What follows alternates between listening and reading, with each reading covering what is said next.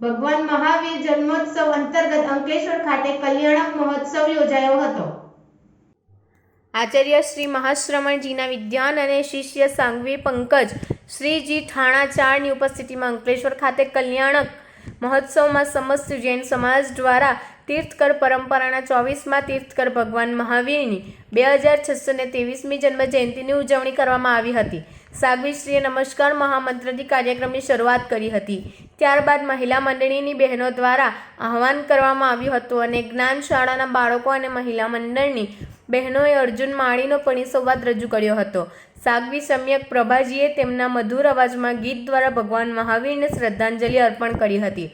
આ પ્રસંગે સાધ્વી શાલીન પ્રભાજીએ તેમના વિચારો વ્યક્ત કરી અને ભગવાનને શ્રદ્ધાંજલિ આપી। પોતાના શુભ પ્રવચનની શરૂઆત કરતા સાધ્વી પંકજ શ્રીજીએ કહ્યું કે મહાવીર સ્વામીએ તેના ઉપદેશોમાં અહિંસા, કરુણા અને સત્યનો ઉપદેશ આપ્યો હતો। તેમણે પોતાના પ્રચાર દ્વારા લોકોને નવી દિશા આપી હતી। તેમણે લોકોને સત્ય અને અહિંસાના માર્ગે ચાલવાનું જ્ઞાન આપ્યું। મહાવીર સ્વામીએ તેના ઉપદેશોમાં ધર્મ, સત્ય, અહિંસા, બ્રહ્મચર્ય અને અપરિગ્રહ, ક્ષમા પર મહત્તમ ભાર આપ્યો છે। બલિદાન અને સંયમ, પ્રેમ અને કરુણા, અહિંસા પરમો ધર્મ, જીવો અને જીવવા દો દરેક જીવો માટેની ઘોષણા હતી।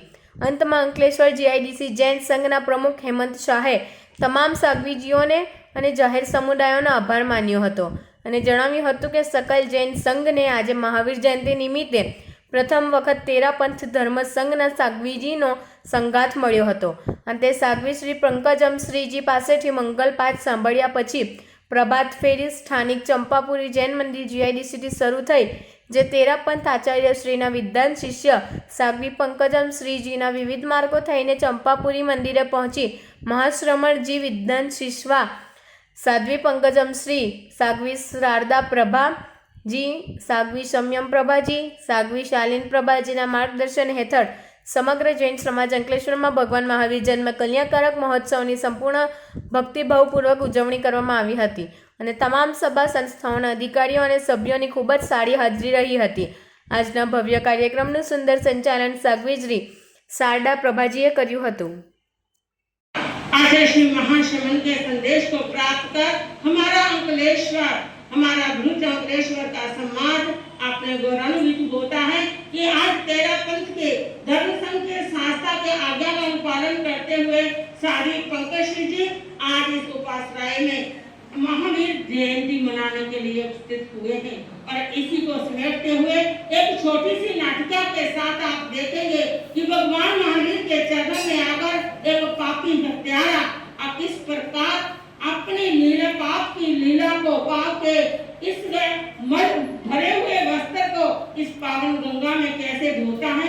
तो आइए पावन गंगा में स्नान करने के लिए इस रहते आचरण माली के उस परिसंवाद को देखिए कि एक ऐसा पापी जो दिन भर में 6 हत्याएं डेली करता था, 7 हत्याएं डेली करता था, तो 7 हत्याओं का पाप करने वाला भगवान की शरण कैसे स्वीकार करता है।